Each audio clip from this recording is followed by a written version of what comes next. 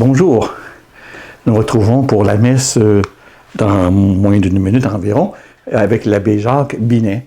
Donc, ce sera lui qui va présider la messe en ce premier jeudi du temps du carême. Donc, bonne célébration. Moi, je vous retrouve, ceux qui le suivent, au commentaire de la parole demain matin.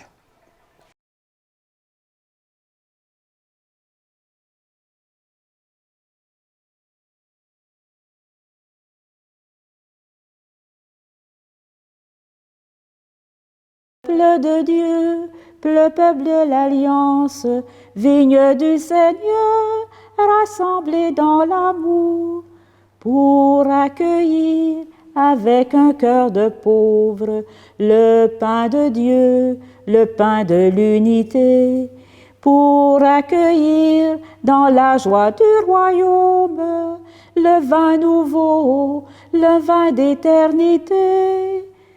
Peuple de Dieu, peuple d'espérance, vigne du Seigneur, rassemblés en ce jour. Peuple de Dieu, peuple de l'Alliance, vigne du Seigneur, rassemblés dans l'amour.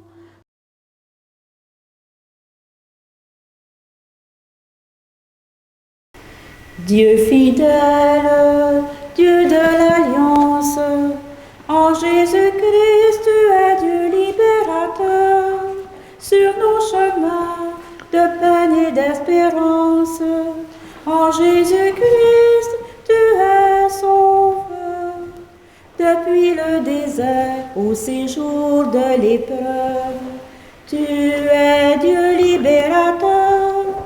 Dans tous les déserts où tu relèves ton peuple, tu es Dieu sauveur, Dieu fidèle, Dieu de l'Alliance.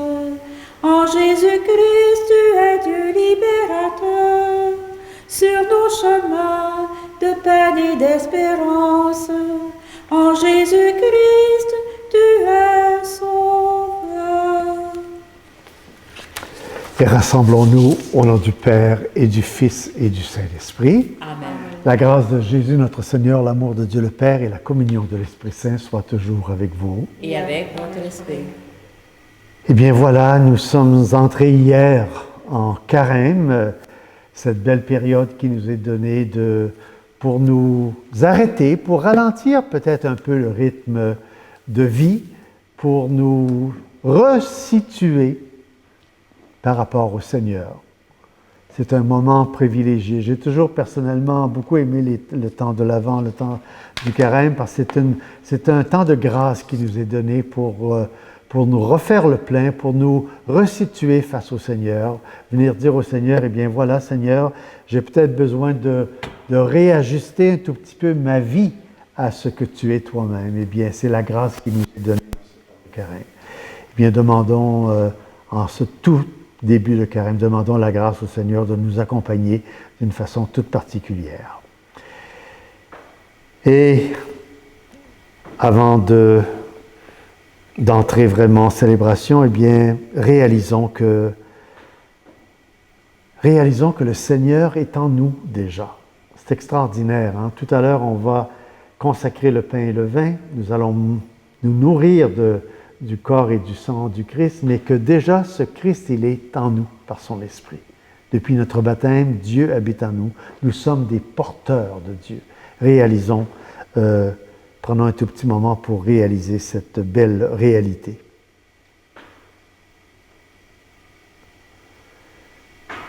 Et que ce Seigneur, il n'est pas seulement en nous, mais il est là pour nous faire grandir dans son amour. Donc, donnons-lui tous nos obstacles, tout ce qui nous empêche, tout ce qui n'est pas de Dieu dans notre vie, eh bien, donnons-lui pour que lui puisse en faire quelque chose de très beau, qui nous rapproche davantage de lui. Je confesse à Dieu Tout-Puissant, je reconnais devant mes frères que j'ai péché en pensée, en parole, par action et par omission. Oui, j'ai vraiment péché. C'est pourquoi je supplie la Vierge Marie, les anges et tous les saints, et vous aussi, mes frères, de prier pour moi, le Seigneur notre Dieu. Que Dieu Tout-Puissant nous fasse miséricorde, qu'il nous pardonne nos péchés et nous conduise à la vie éternelle. Seigneur, prends pitié. Seigneur, prends pitié. Ô Christ, prends pitié. Seigneur, prends pitié.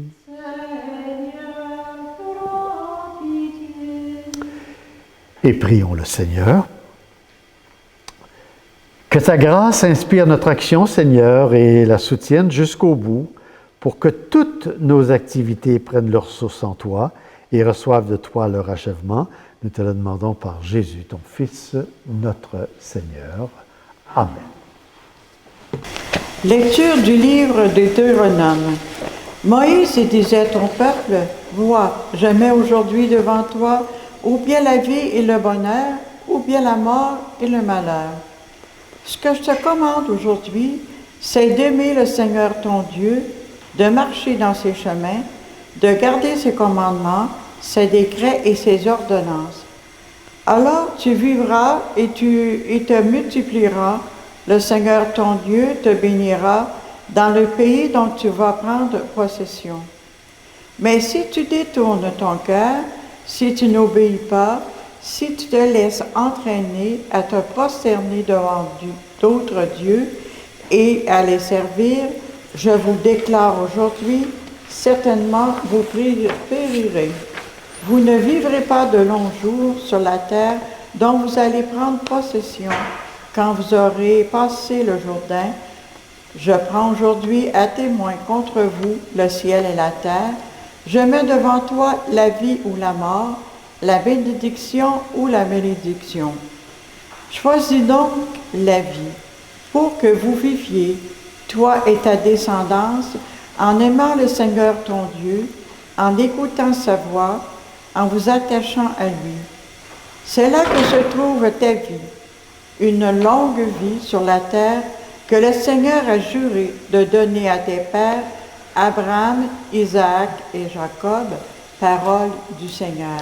Nous rendons grâce à Dieu. Heureux est l'homme qui met sa foi dans le Seigneur. Heureux est l'homme qui met sa foi dans le Seigneur. Heureux est l'homme qui n'entre pas au conseil des méchants, qui ne suit pas le chemin des pécheurs, ne siège pas avec ceux qui ricanent, mais se plaît dans la loi du Seigneur et murmure sa loi jour et nuit. Heureux est l'homme qui met sa foi dans le Seigneur. Il est comme un arbre planté près d'un ruisseau, qui donne du fruit en son temps, et jamais ce feuillage ne meurt. Tout ce qu'il entreprend réussira. Tenez pas le sort des méchants. Heureux est l'homme qui met sa foi dans le Seigneur. Mais ils sont comme la paille, balayée par le vent. Le Seigneur connaît le chemin des justes, mais le chemin des méchants se perdra. Heureux est l'homme qui met sa foi dans le Seigneur. Tes paroles, Seigneur, sont esprit et elles sont vie. Convertissez-vous, dit le Seigneur, car le royaume des cieux est tout proche. Tes paroles, Seigneur, sont esprit et elles sont vie. Et le Seigneur soit avec vous. Et avec votre esprit. Évangile de Jésus le Christ selon saint Luc. Gloire à toi, Seigneur. En ce temps-là, Jésus disait à ses disciples, « Il faut que le Fils de l'homme souffre beaucoup, qu'il soit rejeté par les anciens, les grands prêtres et les scribes, qu'il soit tué, et que le troisième jour, il ressuscite. » Et il leur disait à tous, « Celui qui veut marcher à ma suite, qu'il renonce à lui-même, qu'il prenne sa croix chaque jour et qu'il me suive, car celui qui veut sauver sa vie la perdra. Mais celui qui perdra sa vie à cause de moi la sauvera. Quel avantage un homme aura-t-il à gagner le monde entier s'il se perd ou se ruine lui-même? » Acclamons la parole de Dieu. Louange à toi, Seigneur Jésus. Eh bien, quelques mots seulement pour commenter cet évangile que je viens de lire à votre Attention. Où on y lit notamment, il faut que le Fils de l'homme souffre beaucoup, qu'il soit rejeté et qu'il soit tué. Voilà ce que nous dit l'Évangile d'aujourd'hui. J'aurais aimé ça être là pour voir un peu la réaction des apôtres, de ses disciples, quand leur Seigneur leur a dit ça. Il faut que le Fils de l'homme souffre beaucoup, qu'il soit rejeté, qu'il soit tué. Lui en qui ils avaient perçu le Messie, lui à qui ils avaient dit oui, ils étaient prêts à le suivre. Et voilà que le Seigneur leur dit que ce Messie, il va souffrir, il va être rejeté, il va être tué. Donc, ça ne fait pas un Messie fort, ça, quand tu as choisi un chef que tu veux suivre. Donc, c'est sûrement des propos qui ont pu faire peur. J'imagine, c'était des hommes, et face à de tels propos, j'imagine qu'ils ont dû réfléchir, qu'ils ont dû avoir un peu peur et prendre conscience, du moins que c'était exigeant que de suivre ce Seigneur qu'ils avaient choisi de suivre un tel maître. Que ce n'était pas seulement une solution de facilité. Donc on voit que cette formation des disciples a duré 3 ans, et je pense que ce n'était pas trop pour que les disciples puissent assimiler tout ce que le Seigneur avait à leur partager. Des paroles des fois très profondes, des fois déstabilisantes, des fois encourageantes, mais 3 ans pour assimiler tout ça, ce n'était pas de trop. Donc, durant ces 3 ans-là, le Seigneur leur dit tout. Il fait la vérité sur lui-même, il fait la vérité sur sa mission. Et même après 3 ans, on va voir que les apôtres étaient probablement convaincus, mais ils n'étaient pas à 100% convaincus. On les a vus avoir peur après la mort de Jésus. Et comme si ce n'était pas assez, l'Évangile poursuit en disant ceci: « Celui qui veut marcher à ma suite, qu'il renonce à lui-même, qu'il prenne sa croix chaque jour et qu'il me suive. » Donc le Seigneur en rajoute, il en remet encore, un peu pour les ébranler un tout petit peu, pour vérifier un peu le niveau de leur foi, sûrement. Comme notre foi nous l'enseigne, eh bien, le Christ a souffert, le Christ est mort. Mais la bonne nouvelle pour nous tous, c'est qu'il est surtout ressuscité, qu'il est le grand vivant et le grand vivant à jamais. C'est ça qui vient stimuler notre foi. Oui, le Seigneur a dit à ses disciples qu'il allait mourir, qu'il allait souffrir, mais surtout, il réalise que ce Christ, il est ressuscité, vivant à jamais. Eh bien, mes amis, nous aussi, on est appelés à mourir à nous-mêmes. Les disciples ne sont pas plus grands que le Maître. Si le Maître a souffert, si le Maître est mort, eh bien, nous aussi, comme disciples, nous sommes appelés à souffrir et à mourir. Mais là aussi, il y a une bonne nouvelle qui nous est proposée. Une bonne nouvelle qui fait en sorte que nous aussi, nous sommes appelés à ressusciter, à être des vivants à la suite du Christ. L'Évangile nous dit: « Celui qui perdra sa vie à cause de moi la sauvera. » Donc la mort qui donne la vie, eh bien on est ici en pleine dynamique spirituelle du salut. Il y a toujours une forme de contradiction dans le message que présente le Christ au monde. La mort qui donne la vie. J'oserais dire que même la nature agit selon cette dynamique de mort qui donne la vie. On l'a entendu souvent dans l'Évangile, le grain doit être jeté en terre et il doit mourir pour produire du fruit, pour qu'il produise un nouvel épi. S'il n'est pas en terre, s'il ne pourrit pas en terre, eh bien il reste seul. Et si on prend un autre exemple dans la nature, le bulbe de tulipe doit être mis en terre également à l'automne. doit se désagréger, doit pourrir pour produire une belle fleur printanière. Et moi qui ai vécu à Ottawa 19 ans quand même, j'en ai vu des tulipes. C'est quand même assez spécial, Ottawa, autant des tulipes. Là. C'est vraiment très, très, très beau à voir. Mais les fleurs que l'on apprécie au mois de mai, eh bien, c'est parce que le bulbe s'est détérioré, s'est désagrégé qu'il a pu former une aussi belle fleur. Quelle contradiction, quel mystère de la vie nous est proposé dans tout ça. Eh bien, notre vie s'articule un peu sur ce même principe de mort et de vie. Eh bien, mes amis, en conclusion, je dirais, acceptons de mourir à notre propre vie, nous aussi. C'est ça le message, c'est ça l'invitation que le Seigneur nous fait. Acceptons de mourir à notre propre vie. Choisissons le Seigneur d'abord dans notre vie et lui saura bien faire quelque chose de beau avec notre vie et en tirer le meilleur parti possible, le meilleur profit. Tout ce que l'on va donner au Seigneur, lui va faire quelque chose de beau avec tout ça. Faisons-lui confiance parce que ce Jésus, ce Seigneur qui est notre Sauveur, eh bien, il veut notre plus grand bien. Il veut que nous aussi, à la fin de notre vie, eh bien, on puisse refleurir parce qu'on aura donné notre vie. Amen.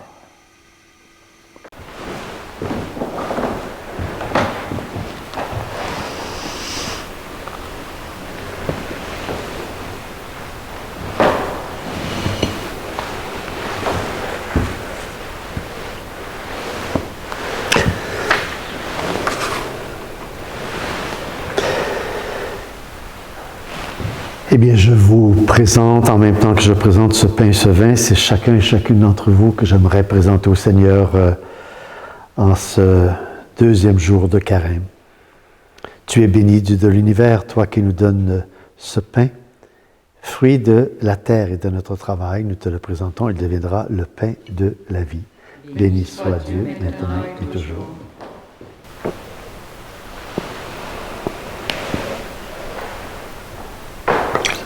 Alors, pour ça, comment la transmission de notre humanité de celui qui a pris notre humanité. Tu es béni, Dieu de l'univers, toi qui nous donnes ce vin, fruit de la vigne et de notre travail, nous te le présentons, il deviendra le vin du royaume éternel. Béni soit Dieu, maintenant et toujours. Humbles et pauvres, nous te supplions, Seigneur, accueille-nous que notre sacrifice en ce jour trouve grâce devant toi. Et prions ensemble au moment d'offrir le sacrifice de toute l'Église. La gloire de Dieu et le salut du monde. Regarde avec bonté, Seigneur, l'offrande que nous t'apportons à l'autel, en nous procurant ton pardon, qu'elle serve ta gloire. Nous te le demandons par Jésus, ton Fils, notre Seigneur. Amen. Le Seigneur soit avec vous. Et avec ton esprit. Élevons notre cœur. Le tournons vers le ciel. Rendons grâce au Seigneur, notre Dieu. Cela est juste et bon. Oui, vraiment, il est juste et il est bon de te rendre gloire, de t'offrir notre action de grâce toujours et en tout lieu, à toi, Père très saint, Dieu éternel et tout-puissant, par le Christ notre Seigneur. Car chaque année, tu accordes aux chrétiens et chrétiennes de se présenter aux fêtes pascales dans la joie d'un cœur purifié, de sorte qu'en se donnant davantage à la prière, en témoignant plus d'amour pour le prochain, fidèles aux sacrements qui les ont fait renaître, ils soient comblés de la grâce que tu réserves à tes fils. C'est pourquoi, avec les anges et les archanges, avec les puissances d'en haut et tous les esprits bienheureux, nous chantons l'hymne de ta gloire et sans fin nous proclamons. Saint Seigneur est ton nom, au plus haut dans les cieux. Béni soit celui qui vient, Jésus-Christ le Seigneur. Cieux et terre sont remplis, ta joie brille en nos cœurs. Acclamons, acclamons les louanges du Seigneur. Tu es vraiment saint, Dieu de l'univers, et toute la création proclame ta louange, car c'est toi qui donnes la vie, c'est toi qui sanctifies toutes choses par ton Fils Jésus le Christ notre Seigneur, avec la puissance de l'Esprit Saint. Et tu ne cesses de rassembler ton peuple afin qu'il te présente partout dans le monde une offrande pure. C'est pourquoi nous te supplions de consacrer toi-même les offrandes que nous apportons. Sanctifie-les par ton esprit pour qu'elles deviennent le corps et le sang de ton Fils Jésus, le Christ notre Seigneur, qui nous a dit de célébrer ce mystère. Et la nuit même où il fut livré, il prit le pain. En te rendant grâce, il le bénit, le rompit et le donna à ses disciples en disant, « Prenez et mangez-en tous, ceci est mon corps, livré pour vous. »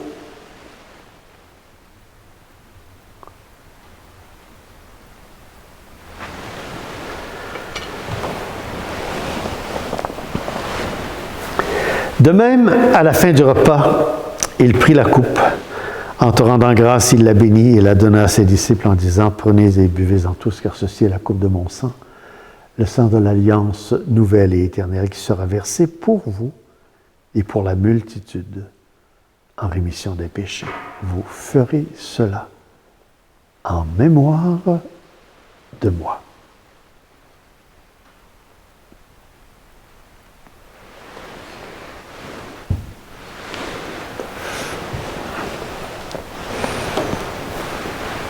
Il est grand le mystère de la foi. Nous proclamons ta mort, Seigneur Jésus. Nous célébrons ta résurrection. Nous attendons ta venue dans la gloire. Et en faisant mémoire de ton Fils, de sa passion qui nous sauve, de sa glorieuse résurrection et de son ascension dans le ciel, alors que nous attendons son dernier avènement, nous présentons cette offrande vivante et sainte pour te rendre grâce. Oui, regarde, Seigneur, le sacrifice de ton Église et daigne y reconnaître celui de ton Fils qui nous a rétablis dans ton alliance, et quand nous serons nourris de son corps et de son sang et remplis de l'Esprit Saint, accorde-nous d'être un seul corps et un seul esprit dans le Christ. Que l'Esprit Saint, que cet Esprit que nous avons reçu à notre baptême, fasse de nous une éternelle offrande à ta gloire, pour que nous obtenions un jour les biens du monde à venir, auprès de la Vierge Marie, la bienheureuse Mère de Dieu, auprès de Saint Joseph, son époux, avec les apôtres, les martyrs, tous les saints saintes qui ne cessent d'intercéder pour nous. Et maintenant, nous te supplions, Seigneur, par le sacrifice qui nous réconcilie avec toi, étends au monde entier le salut et la paix, affermis la foi et la charité de ton Église au long de son chemin sur la terre. Veille sur ton serviteur, le pape, notre évêque Gérald, ses auxiliaires et l'ensemble des évêques, les prêtres, les diacres et tout le peuple des rachetés. Écoute les prières de ta famille assemblée devant toi ici, aujourd'hui, et ramène à toi, Père très aimant, tous tes enfants dispersés. Pour nos frères défunts, pour les hommes et les femmes qui ont quitté ce monde et dont tu connais la droiture, nous te prions. Et d'une façon particulière aujourd'hui, nous prions pour les membres vivants et défunts de la famille de Mme Marie-Luce Quévillon. Et on en profite aussi pour penser à nos parents, nos amis défunts. On a tous des parents, on a tous des amis qui sont décédés. Portons-les dans notre prière d'une façon particulière aujourd'hui. Pensons aussi à toutes ces âmes du purgatoire qui sont délaissées, à qui personne ne pense. Eh bien, faisons-leur un petit cadeau spécial aujourd'hui. Portons-les dans notre prière. Oui, reçois toutes ces personnes, Seigneur, dans ton royaume, où nous espérons être comblés de ta gloire tous ensemble pour l'éternité par le Christ notre Seigneur, par qui tu donnes au monde toute grâce et tout bien. Par lui, avec lui et en lui, à toi, Dieu le Père Tout-Puissant, dans l'unité du Saint-Esprit, tout honneur et toute gloire pour les siècles des siècles. Amen. Amen. Parce que Dieu est notre Père et parce que depuis notre baptême, nous sommes ses fils et ses filles, ses enfants, nous faisons partie de l'intimité de sa famille. eh bien, osons redire avec beaucoup d'amour, beaucoup de confiance dans le cœur, osons redire. Notre Père, qui es aux cieux, que ton nom soit sanctifié, que ton règne vienne, que ta volonté soit faite sur la terre comme au ciel. Donne-nous aujourd'hui notre pain de ce jour. Pardonne-nous nos offenses comme nous pardonnons aussi à ceux qui nous ont offensés. Et ne nous laisse pas entrer en tentation, mais délivre-nous du mal. Délivre-nous de tout mal, Seigneur. Donne la paix à notre temps, à notre monde. Par ta miséricorde, libère-nous du péché. Rassure-nous devant les épreuves en cette vie où nous espérons le bonheur que tu promets et l'avènement de Jésus-Christ, notre Sauveur. Car c'est à toi qu'appartiennent le règne, la puissance et la gloire pour les siècles des siècles. Seigneur Jésus-Christ, tu as dit à tes apôtres, je vous laisse la paix, je vous donne ma paix. Ne regarde pas nos péchés, mais la foi de ton Église, et pour que ta volonté s'accomplisse, donne-lui toujours cette paix. Conduis-la vers l'unité parfaite, toi qui règnes pour les siècles des siècles. Amen. Et que la paix du Seigneur soit toujours avec vous. Et avec votre esprit.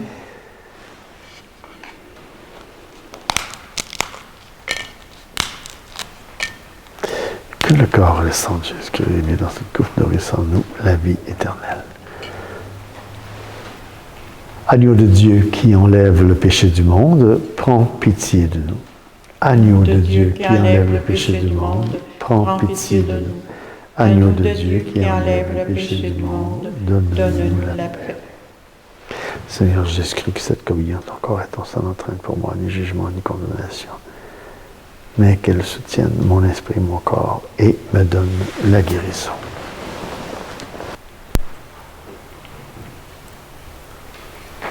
Heureuses sommes-nous d'être ici, de participer à cette Eucharistie. Heureux sommes-nous d'être les invités au repas du Seigneur. Voici l'agneau de Dieu qui enlève le péché du monde. Seigneur, je ne suis pas digne de te recevoir et je serai guéri.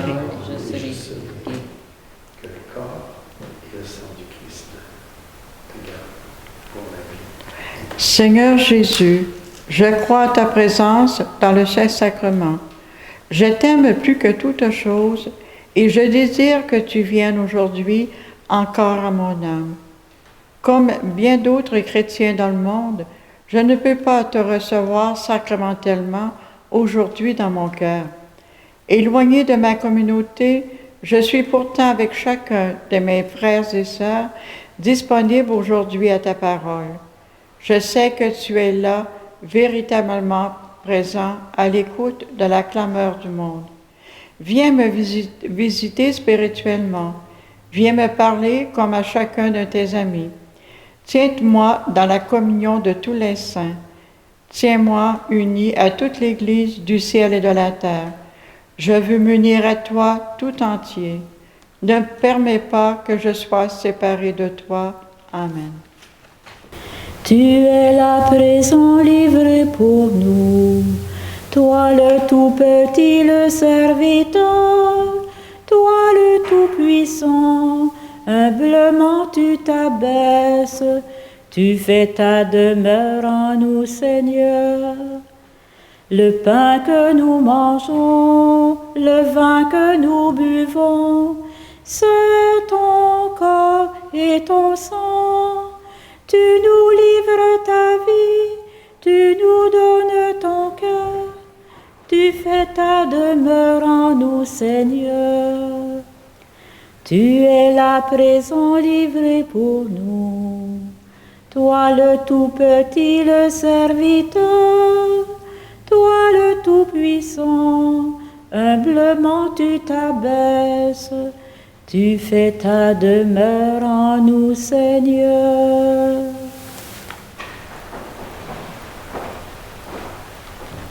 Et prions le Seigneur.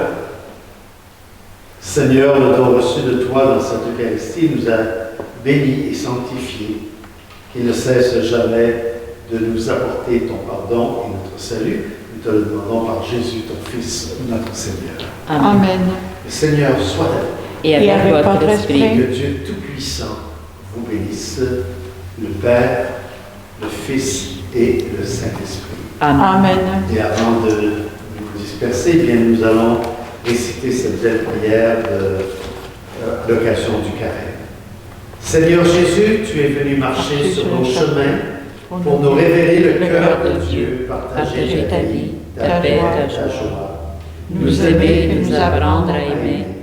Tu nous entraînes avec toi jusqu'au bout de l'amour. Ta parole est notre souffle Et et le pain pour notre route. Pas à pas, avec toi, nous traversons nos peines et nos doutes.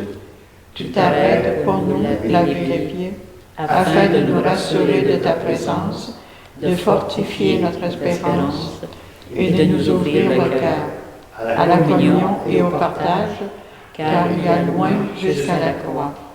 Mais là, sur la croix, la lumière jaillit, éclatante, rayonnante, éternelle. Tu ressuscites et tu nous sors de nos tombeaux. Seigneur Jésus, sois béni pour l'aujourd'hui de notre résurrection. Amen. Et que ce début de carême eh bien, soit une belle initiative pour chacun et chacune d'entre nous, que le Seigneur et que l'Esprit du Seigneur nous accompagne d'une façon toute particulière. Allez dans la paix et dans la joie du Seigneur. Nous rendons Rendons grâce grâce à Dieu. L'heure est venue de sortir du sommeil. Voici le temps de l'appel au désert. Allez où va le Fils de l'homme. La joie de Dieu sur lui repose. Vivons en enfants de lumière sur les chemins où l'Esprit nous conduit. Que vive en nous le nom du Père.